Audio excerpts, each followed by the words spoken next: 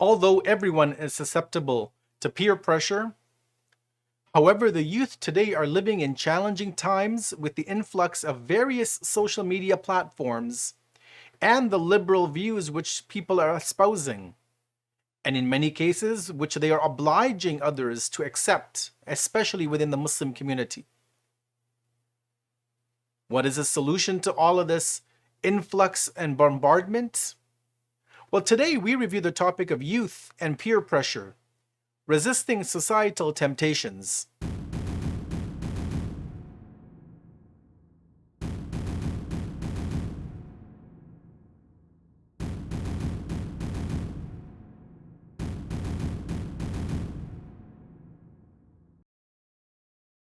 Bismillahir Rahmanir Rahim. Assalamu alaikum wa rahmatullahi wa barakatuh. And welcome back to Ramadan Reflections for 2021, today being the 12th day of this blessed month of Ramadan.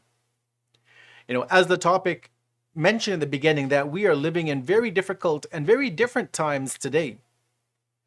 Even if you were to look at the landscape from the last 20 years, the way that technology has pushed forward, the means of communication, the rise of various social media platforms, we know that these were not there 20 years ago, even less than that.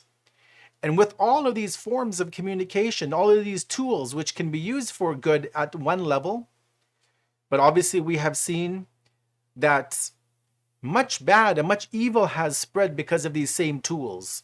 But just like anything, you have a knife, it can either cut a piece of bread or you can kill somebody with it. Similar is the social media platforms and just technology on a whole, actually. It has beneficial uses. I mean, one of these uses is the fact that we are able to communicate a message in this medium, in this digital medium. But obviously, this is only one of the few benefits. There are many harms, many detrimental outcomes which technology has given to humanity and society. The proliferation of sin. Back in the days, as an example, especially for the younger generation who may not, be fully aware of the history. But back in the days, if somebody, for example, wanted to listen to music, which the haram forms of music, they would need to go and buy a record, go to a store, a physical store, not online, go to a physical store and buy an album, which was this big, and somehow bring that into the house and have a turntable to play it. And there were no wireless headphones back then, so you either had speakers or if you're lucky to have headphones. And then from there, as the technology began to grow and mature and develop, we went into CDs. We went into, even before the CDs, we went to cassette tapes, went to CDs, then went to digital downloads, and now everything is streamed online. And so as you can see, the gradual progression of technology has also meant the gradual progression in the ease to which the illicit is made available to people. And as we say that, peer pressure is something that everybody is susceptible to. The elderly, the older generation are not immune from this. And the youth are also, in the clutches of it, and probably more so because of the era that they live in and the fact that all of their friends are connected, they're online. And so it becomes more of an ease for them to be able to use these tools to communicate and also at the same time, unfortunately, to be negatively influenced. And it's not only a matter of the views, because had people only been, espousing and preaching their philosophy, but many times, and especially in the world today, we live in ever-changing societies, not only in the secular world, but even in many other countries that are very traditional-minded, very faith-based oriented countries. More and more people are being obliged to accept as normal lifestyle choices that people make, rather than just saying, we are who we are. We are now being told that you need to accept who we are and celebrate with us who we are. And so we see, brothers and sisters, that the pressures that our youth especially are facing and how to resist the societal temptations are massive. And God only knows how far it will go and where we will arrive to.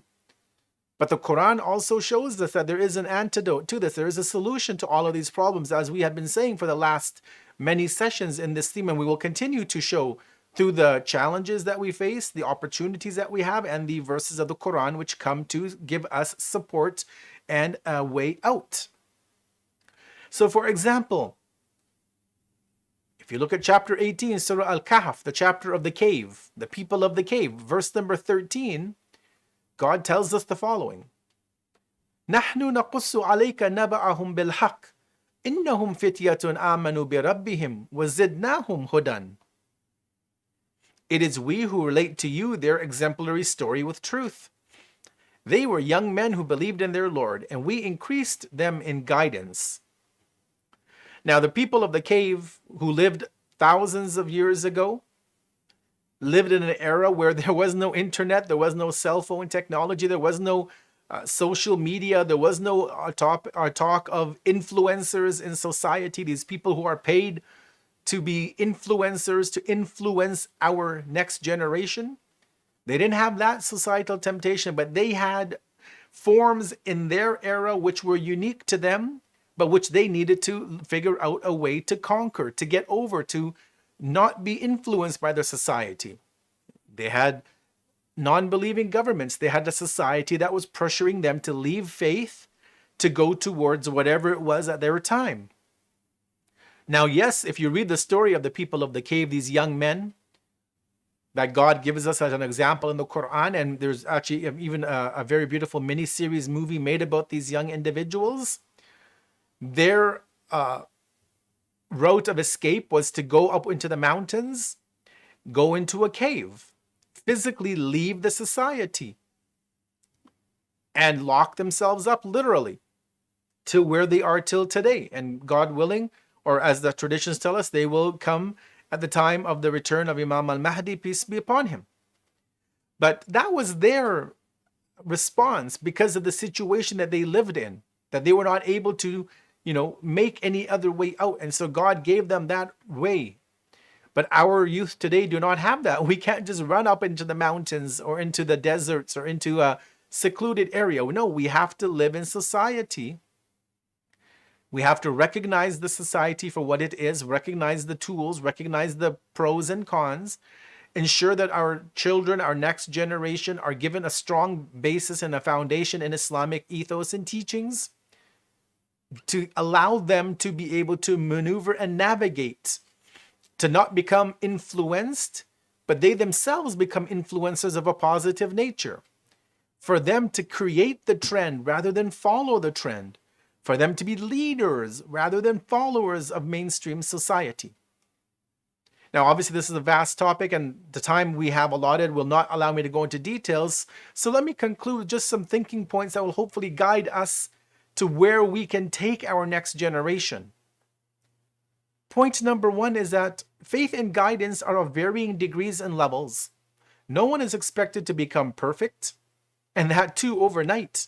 It may take years of struggle to get to the ideal state one wishes to be at. The goal, however, is to never stop trying.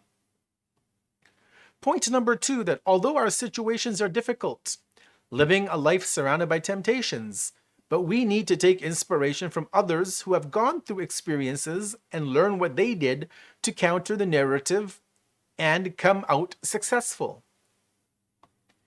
Point number three, and we will conclude. No one said that life will be easy. By its very nature, it is steeped in tests and tribulations. And those who can struggle and resist the illicit temptations will be successful and progress in their spirituality and connection with God. God willing, we will continue tomorrow as we continue to review topics of potential challenges in our communities, in our society, and what is the Quranic antidote for those challenges. Until tomorrow, wassalamu alaikum wa rahmatullahi wa barakatuh.